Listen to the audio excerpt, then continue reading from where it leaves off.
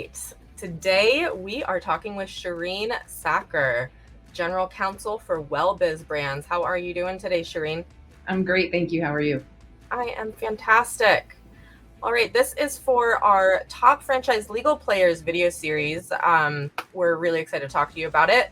To kick that off, how did you end up specializing in franchise law? What drew you to that field? I was actually an associate at a law firm here in Denver, and my specialty was tax law. And a partner at the law firm that I was working for asked me to get involved with analyzing the tax consequences of Cold Stone Creamery going internationally to Taiwan, and how the royalty stream would get taxed and things like that. And I was so intrigued by franchising by doing that research that I asked him to mentor me and get me involved. And he did. And long story short, I ended up being international counsel for Cold Stone Creamery for 10 years after that law firm, and have been in-house doing franchising work ever since. That sounds like fun, working for Cold Stone. It is. There's never a bad day when there's ice cream in your lobby. That's true. So what do you think is the biggest legal hurdle facing the franchising industry in 2021, 2022, just kind of going forward from here? Yeah, I mean, I think that, and probably every lawyer will tell you this, it's the changing world that we're in with the COVID pandemic, right? There are regulations and rules that are rapidly evolving with very little notice. It's causing franchisors and franchisees to adapt very quickly to this new environment that we're in. And since WellBiz is an all personal service brands, it definitely impacts everything that we do. And it also impacts, I think, from a global perspective, the franchise disclosure documents, as different states now require disclosures with respect to the impact that COVID-19 had on the performance of the system as a whole. So I think we're in a rapidly adapting world as new things keep unfolding, and that impacts operationally and legally all franchise systems across the board. Absolutely. So what do you think is the most common mistake that you see franchise brands making from a legal perspective? I think that the most common mistake I see with all brands, whether it's domestic or international, is newer franchisors are so excited to get their first franchisee on board that they're willing to make concessions in a 10-year agreement that end up perhaps biting them later on. For example, they may waive the brand marketing fee at the outset, or they may reduce the initial franchise fee at the outset, or reduce the royalty percentage.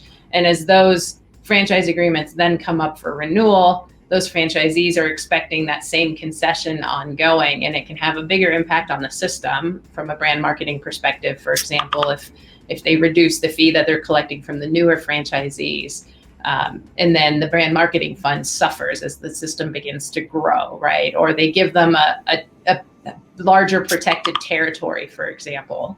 And with that larger protected territory, then it impacts their growth ability in that area.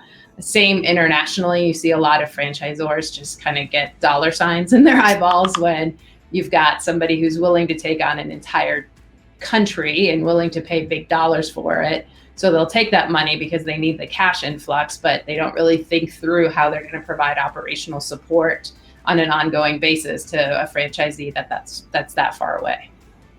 Yeah, that's a good point. So pivoting just a little bit, what do you love about working with franchises? I love the diversity of it.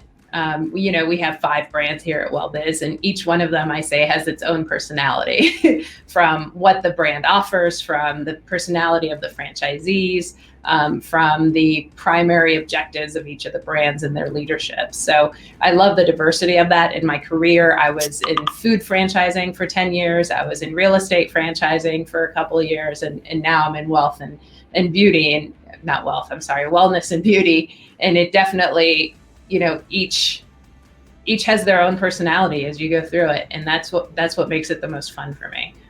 At the same time, they all have similar things, right? You always have a franchise disclosure document. You always have a franchise agreement and an ops manual. So there's consistency across the different industries, but they're also very unique that there's never a dull moment.